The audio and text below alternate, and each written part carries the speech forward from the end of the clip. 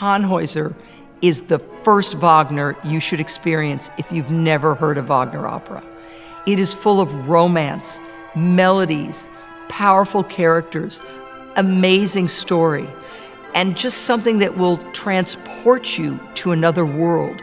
The music of this fills your soul in a way that you cannot imagine until you experience it firsthand. Tannhäuser is one of the most powerful works of Richard Wagner's. I think it is because I think that Wagner saw himself as the protagonist. Tannhäuser, the central character, is an artist, a poet, a musician, an incredible artistic spirit. And that spirit is thwarted by his community, by the people around him. And I think that Wagner felt those chains of society, which he pushed against. He revolutionized music and storytelling through his works. And I believe so much that this work does that. It also has an incredible romantic streak. It is some of the most powerful, romantic, beautiful, unforgettable melodies in it. It has a love story at the center of it. Tannhäuser, poet and composer, is in love with Elizabeth. And she, in a way, represents a very sacred world.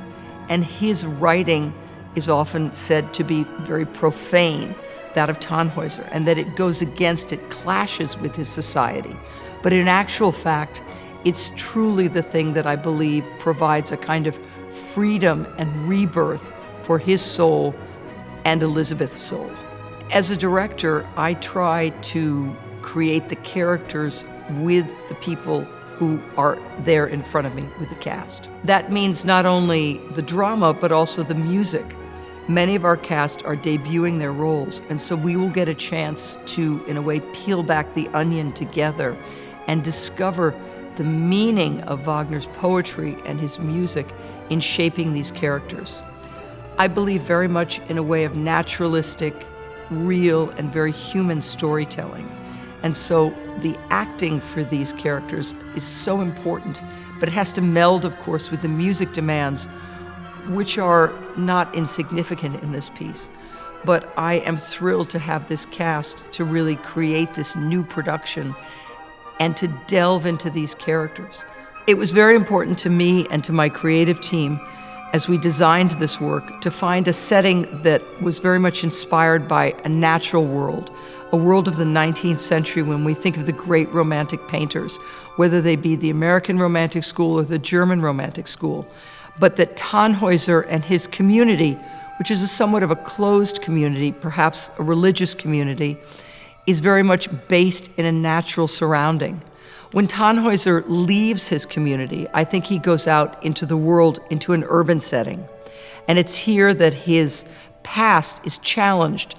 And for himself as an artist, the urban setting gives him a kind of new sense of creativity and opens him up as an artist.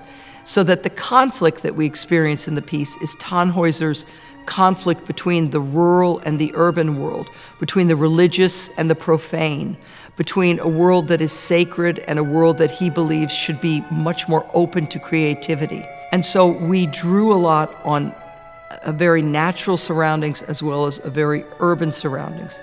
It was also important, costume-wise, to set the piece very much at the end of the 19th, beginning of the 20th century, at a time where this conflict could be felt in how people reacted and how class was established.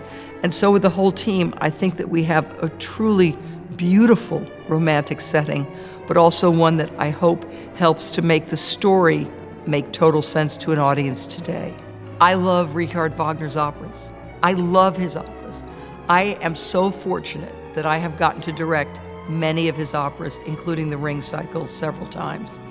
Tannhäuser is one that I love coming back to because it is the great romantic epic. It is one where also a poet, a composer, an artist is at the center of the story. And being an artist, of course, you identify with that. But Tannhäuser is no teeny opera. This draws on many resources of a company like the Houston Grand Opera, where you need to use the full forces of a big orchestra. Huge chorus, supers, dancers, a legion of phenomenal soloists, great conductor, designers, and really all of these resources, we are so fortunate, are here at HGO, so that I hope we can deliver this masterpiece in its fullest form to you.